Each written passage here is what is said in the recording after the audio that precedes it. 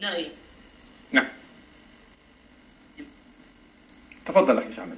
يصدروا ملحمة معركة دمشق في أحيائهم المنتشرة في ضواحي دمشق. فها هي اليوم الحجر الأسود أعلنت فيها كتائب جند الله في عاصمة دمشق السيطرة على حي الزين وحي التقدم في مخيم اليرموك، ومحاصرة شبيحة أحمد جبريل في حي العروبة، بالإضافة إلى انشقاق 150 مقاتل من القيادة العامة التابعة لأحمد جبريل وانضمامهم إلى صفوف الجيش الحر، وضرب مقر أحمد جبريل في الخالصة في مخيم اليرموك.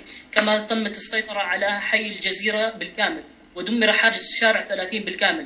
كما تم بفضل الله تعالى السيطرة على كافة مداخل مخيم اليرموك والعروبة والتقدم باتجاه المخيم، واستسلام 170 عنصر من ميليشيات أحمد جبريل مع سلاحهم، وتم بحمد الله أيضا تأمين الدعم اللوجستي لتحرير أول مخيم اليرموك، بالإضافة للسيطرة على أخي شامل، لا أدري إن كنت تسمعني سيدي، يعني لدي سؤال أو قد يتساءل بعض السادة المشاهدون حول الموضوع.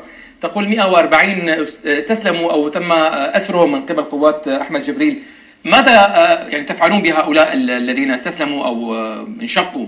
ما هو مصيرهم؟